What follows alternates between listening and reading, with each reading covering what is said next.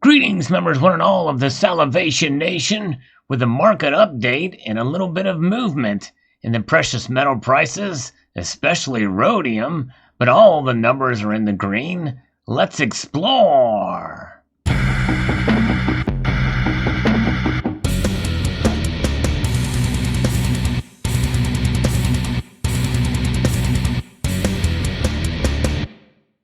Yes, we're seeing some slight movement upwards for gold, but especially silver is up over 30 cents an ounce now, comfortably above $25.50 an ounce.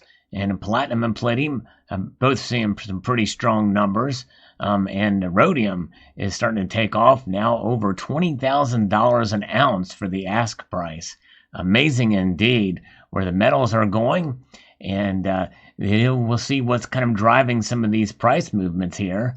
Here's an article from Market Watch talking about how, well, this was recorded earlier, just shows you how quickly things kind of move. It says that gold prices end lower on rise and U.S. bond yields, risk on sentiment here. But they've, in the hours since that article was written, it's up a little bit more, or it has increased a little bit in the price. Gold futures finished with a modest loss on Thursday as a recent rise in U.S. bond yields and a firmer dollar, as well as strength in the stock market, created some headwinds for bullion buying. Hopes for President-elect Joe Biden's coronavirus relief plan fueled a risk-on attitude, said David Madden, market analyst at CMC Markets UK. U.S. benchmark stock indexes traded higher Thursday as gold futures settled, with the Dow Jones Industrial Average touching on an intraday record, drawing some haven interest away from gold. Gold futures had settled at $1,835.40 on Friday, which was the lowest since early December. Should prices fall below the recent low, it could pave the way for $1,800 to be tested, said Madden in a market update. On Thursday, February gold prices fell $3.50 or 0.2% to settle at $1,851.40 an ounce after a 0.6% rise on Wednesday. And we'll look at these prices again here because they're moving up in a positive direction for sure. Silver for March delivery was up, added 23 cents. It's actually more now at $25.80 an ounce for those futures. Gold remains trapped in a trading range without breaking out in either direction for now, wrote Peter Cardillo, chief market strategist at Spartan Capital Securities. And it kind of reminds me of the video I posted where some had predicted that we will see kind of calm movements for the metals prices, kind of even dropping a bit, and we are still in that lull below $1,900 for gold, below $27 for silver. Silver is definitely now below $26. The longer-term outlook for the yellow metal among some dealers is for higher prices amid expectations for future U.S. government relief to boost the economic recovery from the coronavirus pandemic. Senator Joe Manchin from West Virginia, who I've met, is saying that he is definitely not for increasing these payments, but that won't last long. He will capitulate. Mark my words on that. I've seen it before with him. The incoming president, Joe Biden, later Thursday is expected to outline a $2 trillion fiscal spending package that would include more direct payments to American families and significant state and local funding. I did not get that direct payment, and I don't know what the speculations were, why that, if some of the rules have changed as to how these payments were being submitted, but most people say they have gotten theirs already, but it didn't come my way. But regardless.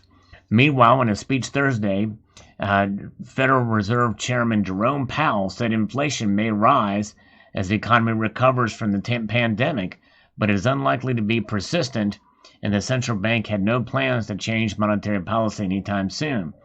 Well, it just depends on how quickly that money circulates, because it's the velocity of money that does create inflation.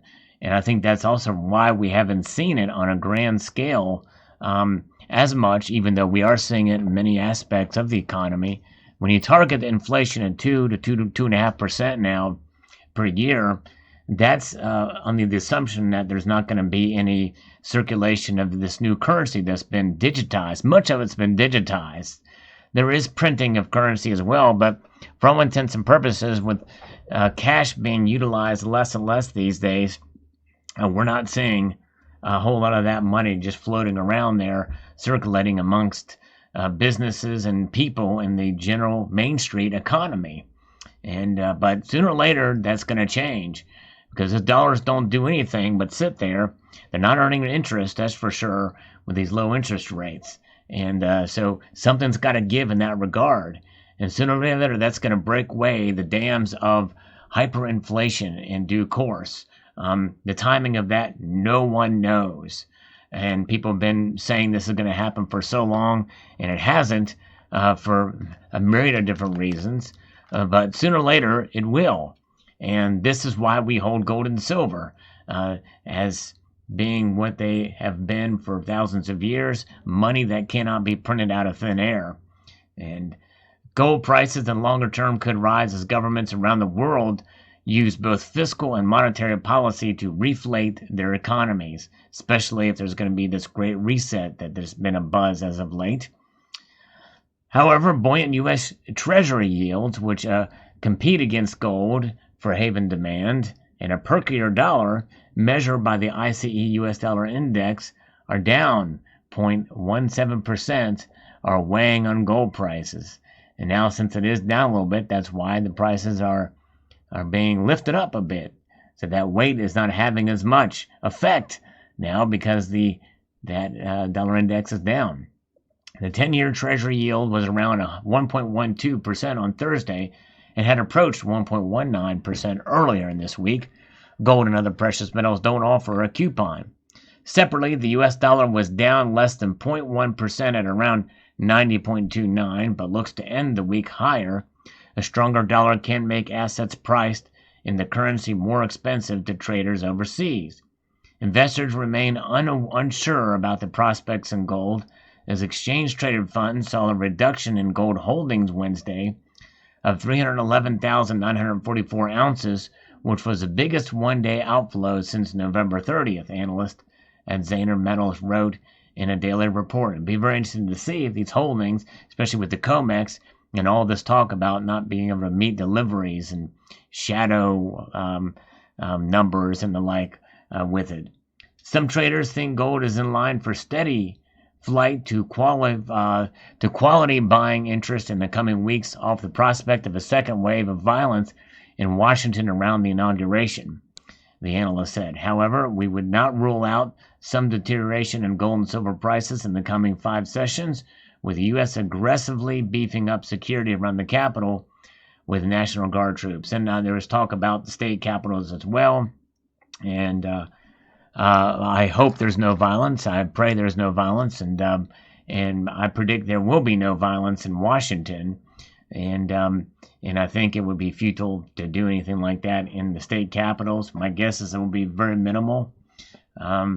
Gold futures initially fell towards the session's lows before pairing those losses in the wake of the latest data on jobless claims. U.S. weekly initial jobless claims rose by 181,000 to a seasonally adjusted 965,000 in the 7 days ended January the 9th, the government said Thursday. And again, I know it's the government statistics, the Bureau of Labor Statistics, and we have to wonder, do we trust the numbers here? Do we trust the numbers anywhere? Can we trust our government's statistics in these regards? Sadly, they're the only ones keeping them. I don't know of any other private agencies, but a lot of people say that even some of these private agencies could have agendas and what have you. So who has the agenda? Who has the right numbers? I don't know.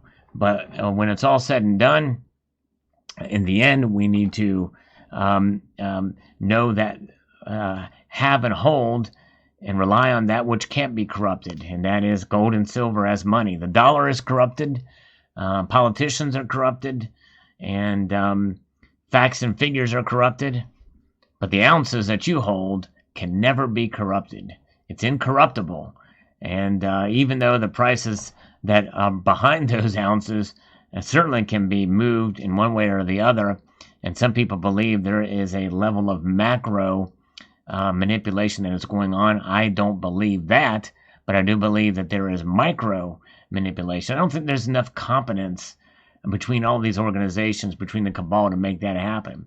But I do believe in micro manipulation for sure. And regardless of what your views are on it, well, you hold the gold and silver because it's incorruptible. The rise in the unemployment insurance to the highest level since August may support arguments for additional fiscal stimulus, which obviously could influence gold trade. So we'll see what happens there. Copper did bump up a little bit now, but even as such, it's only $3.66 a pound. You'd break that down into ounces, avoirdupois ounces. You're talking, pennies for the ounce of copper, which means you should not stack it. It's okay to grab a round of it once in a while to maybe complement a collection. I've done that many a times. Hold on to some fractional, or to hold on to some pre-82 Lincoln cents. Other than that, it's probably not worth stacking. But there it is. So there's where the numbers are. And again, we're looking at these numbers here as of the recording of this video, and they are bumping up on all the metals. There we go. You see it, especially here, silver, between silver and gold. Silver's up a little bit. And we'll see. Let's see how it plays out. Very interesting times we live in for sure, and we'll continue to watch the markets as we usually do. But as I've always say in these types of videos, especially considering that I do look at these numbers and watch them pretty much every single day, it does not change my calculus, and it really shouldn't yours either. But it's interesting to talk about, and it's always fun and exciting to kind of see what's going on with the markets. But it's also fun and exciting to accumulate precious metals with very little pressure. That makes it enjoyable. You accumulate a couple ounces here of silver, maybe grab a tenth of an ounce of gold whenever you can, or a quarter ounce gold. You find a good deal on a coin, and you just hold on to it, and you enjoy what you accumulate. Unless you're a pure stacker. I'm a little bit of a collector, so I tend to enjoy a little bit more just for the fun of it. So there you have it. So let me know your thoughts in the comment section below. Would like to extend a multitude of gratitude to you all for taking the time to watch, and encourage you to please rate. Then after that, you can share, and then maybe as a third item, comment. Hit that little bell notification just in case it works. Sometimes it doesn't work. You might be surprised.